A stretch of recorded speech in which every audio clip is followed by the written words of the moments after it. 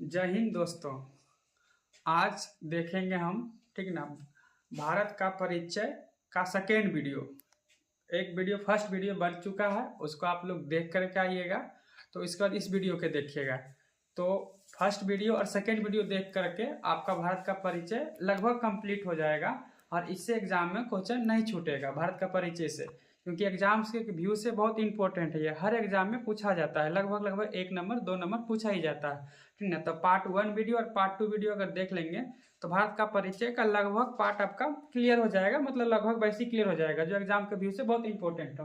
तो आइए आज का सेकेंड वीडियो कंटिन्यू करते हैं और पार्ट 1 वीडियो देख लीजिएगा और सेकेंड वीडियो कंटिन्यू करते हैं भारत का परिचय का ही, ठीक ना। देखिए पार्ट वीडियो मतलब वीडियो पार्ट 2 है, पार्ट 1 हम बना दिए हैं, ठीक ना। उसमें बहुत सारा चीज बता दिए हैं, ये सब लगभग बता दिए हैं जो रिवीजन के लिए इसको हम बनाए हैं, ठीक ना। रिवीजन करवा देते हैं।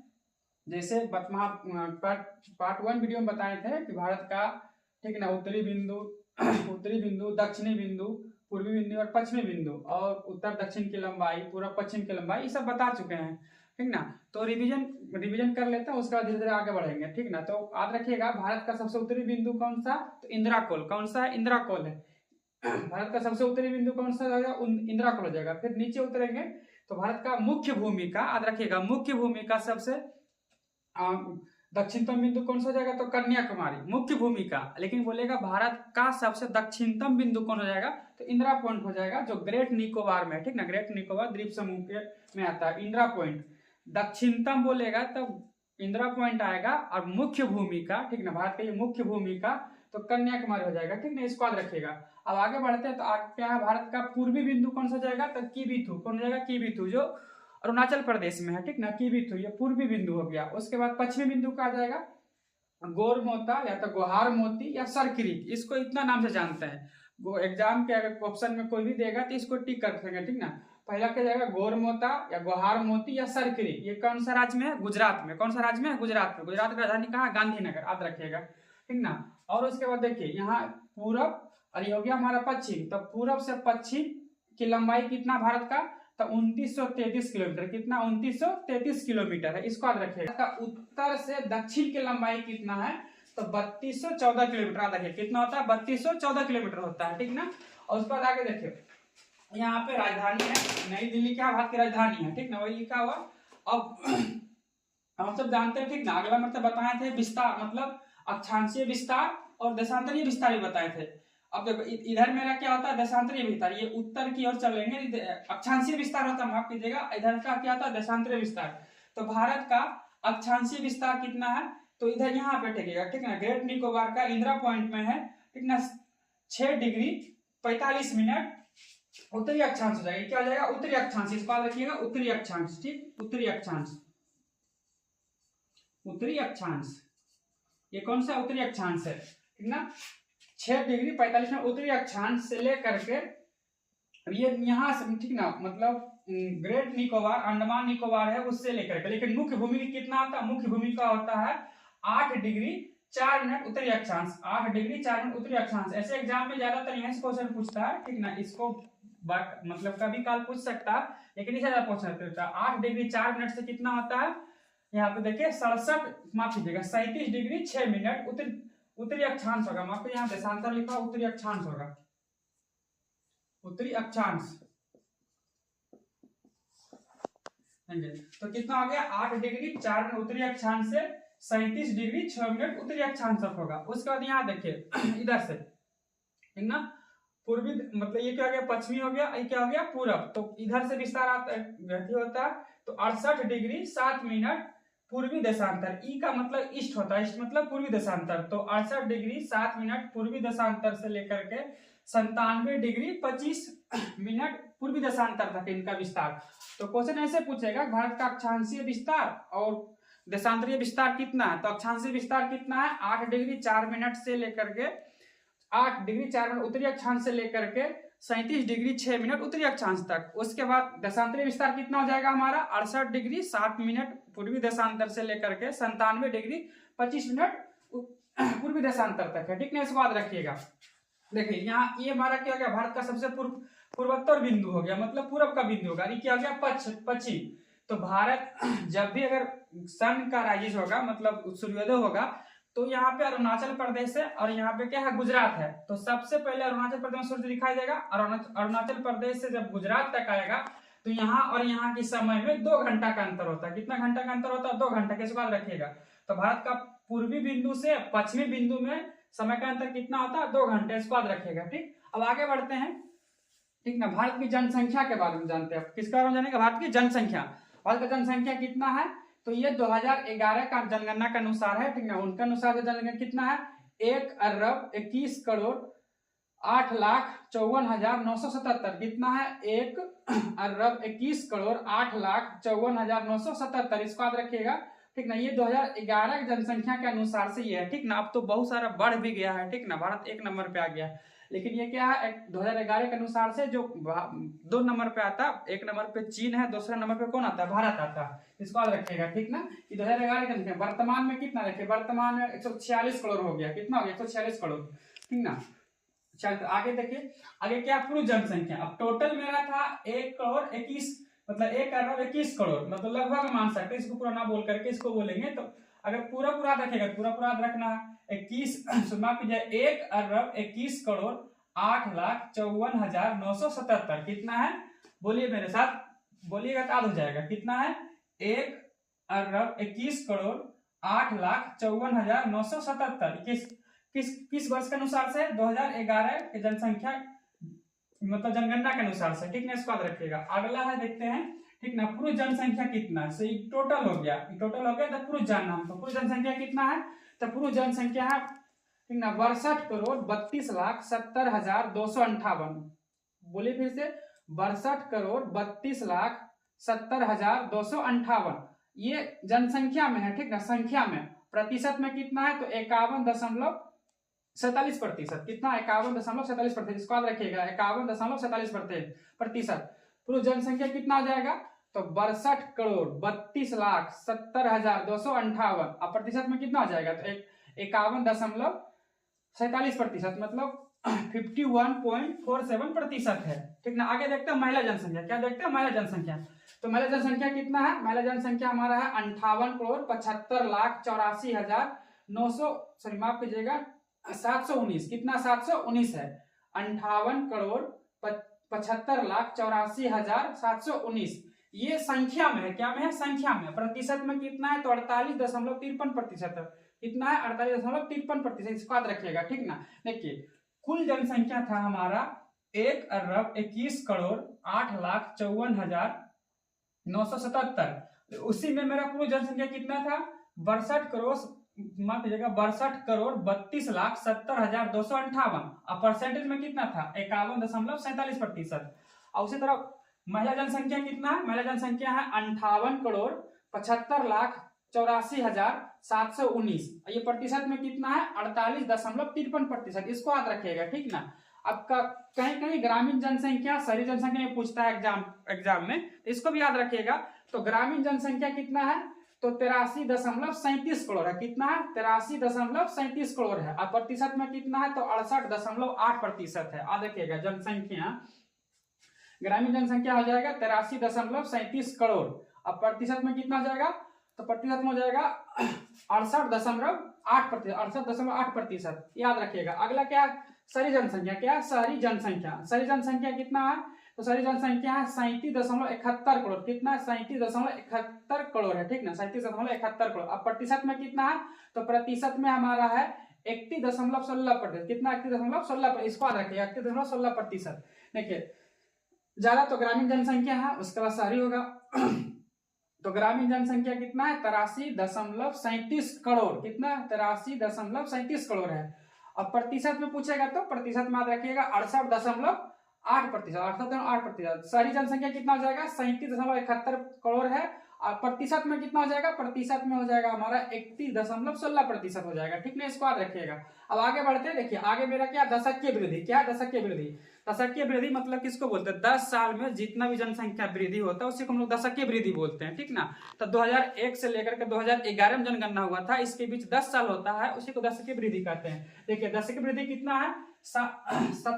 17.64। कितना? 17.64 है। ये कब का है? तो 2001 से लेकर के 2011 तक का है, ठीक ना, क्योंकि अभी 2011 की जनगणना हो या अभी तो मोदी जी जनगणना करवाए नहीं अभी तक, 2011 में हुआ, 2026 आ चुका है, ठीक ना।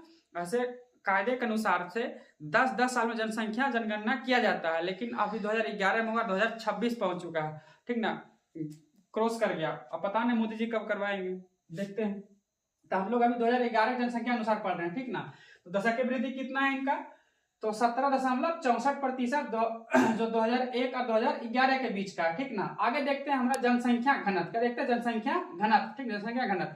जनसंख्या घनत्व कितना पूरा भारत का, ठीक ना, पूरा भारत कितना है? 382 व्यक्ति वर्ग किलोमीटर, कितना है? 382 व्यक्ति प्रति वर्ग किलोमीटर है, ठीक ना, प्रति वर्ग किलोमीटर याद रखिएगा, प्रति वर्ग किलोमीटर, मतलब 1 किलो स्क्वायर मीटर में 382 लोग रहते हैं, ठीक ना, इसका याद रखिएगा। आगे देखते हैं, आगे देखते हैं लिंगानुपात, क्या देखते हैं हम सब? लिंगानुपात देखते हैं, लिंगानुपात।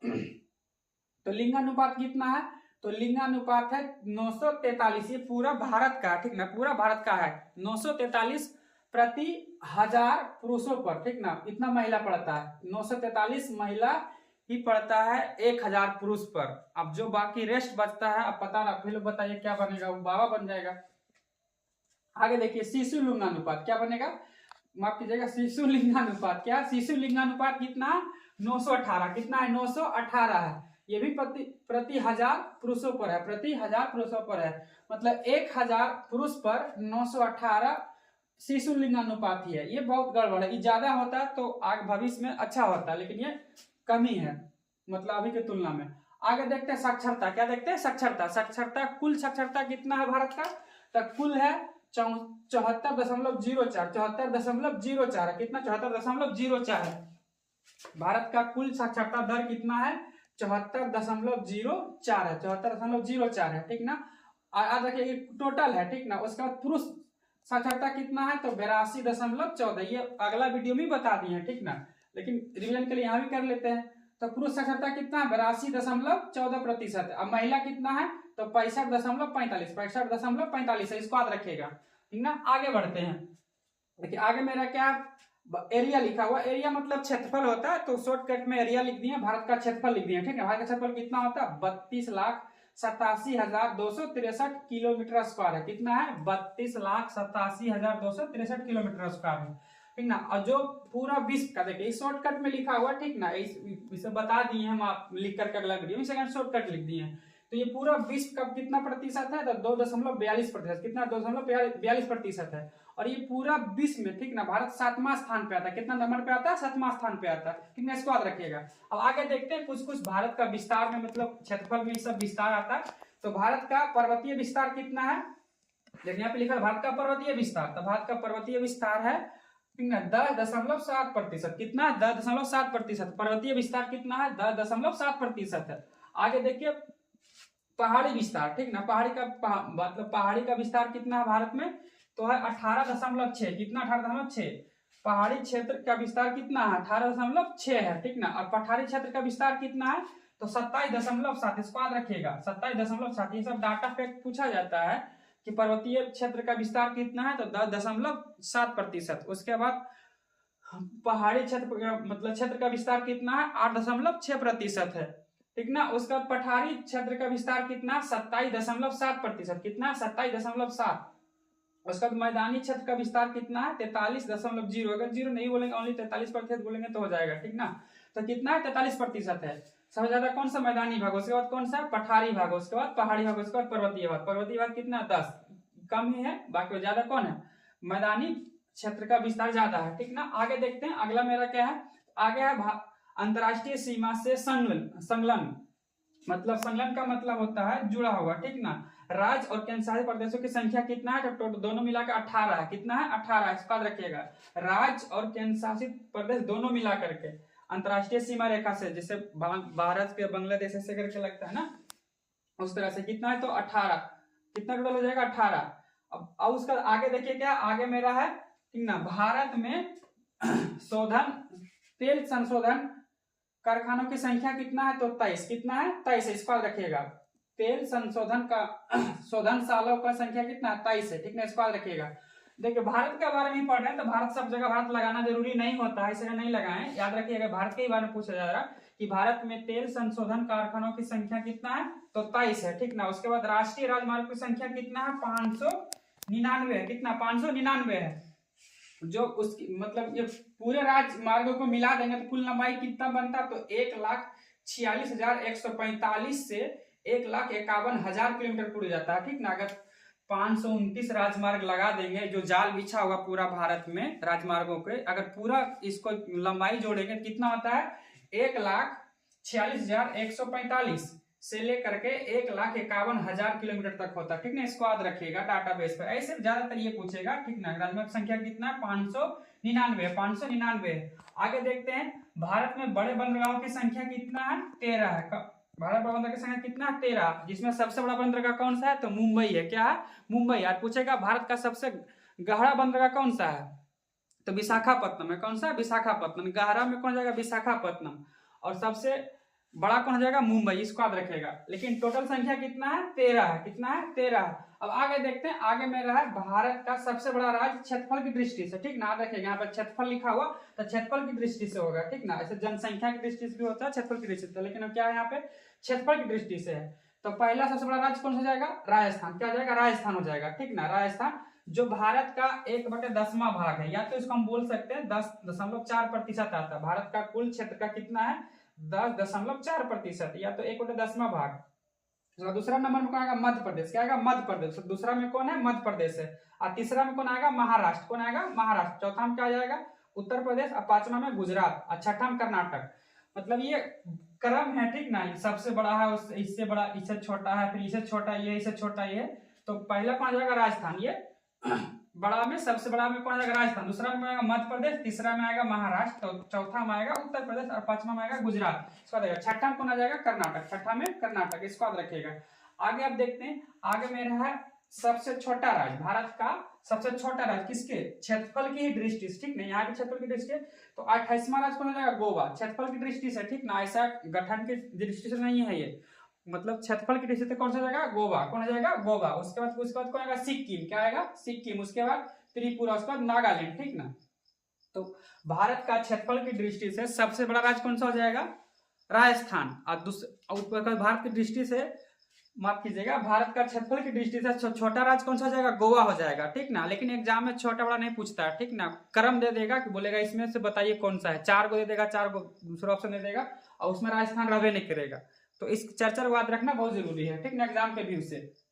आगे देखिए, ठीक ना। जनसंख्या की दृष्टि से उत्तर प्रदेश भारत का सबसे बड़ा राज्य है। क्या, जनसंख्या की दृष्टि से उत्तर प्रदेश भारत का सबसे बड़ा राज्य है, ठीक ना। इसको याद रखिएगा। जनसंख्या की दृष्टि से, क्षेत्रफल की दृष्टि से नहीं, जनसंख्या की दृष्टि से। और जनसंख्या की दृष्टि से सिक्किम सबसे छोटा राज्य है भारत का, ठीक ना। याद रखिएगा, जनसंख्या की दृष्टि से सिक्किम क्या, छोटा राज्य है, ठीक ना।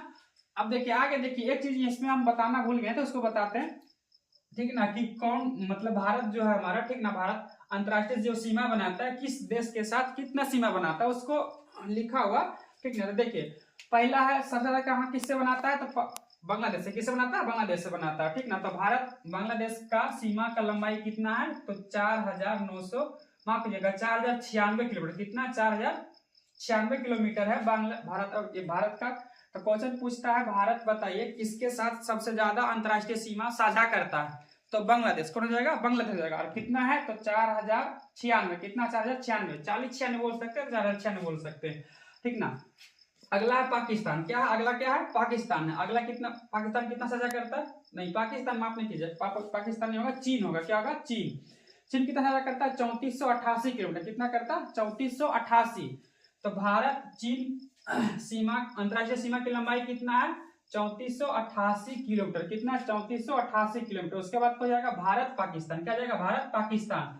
तो भारत पाकिस्तान अंतरराष्ट्रीय सीमा की लंबाई कितना है, 3323 किलोमीटर। कितना है, 3323 किलोमीटर है। उसके बाद आ जाएगा म्यांमार। क्या आएगा, म्यांमार आएगा, ठीक ना, म्यांमार। म्यांमार कितना, भारत म्यांमार के अंतरराष्ट्रीय सीमा की लंबाई कितना, 1643 किलोमीटर। कितना, 1643 किलोमीटर। इसको याद रखिएगा, 1643 किलोमीटर।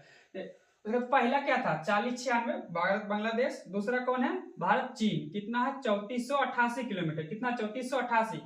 उसके बाद भारत पाकिस्तान कितना है, 3323। कितना, 3323। उसके बाद कौन है? भारत म्यांमार। कौन सा है? भारत म्यांमार। कितना? 1643। कितना? 1643 किलोमीटर। उसके बाद हमारा कौन सा है? भारत और भारत और नेपाल। क्या है? भारत और नेपाल। कितना है?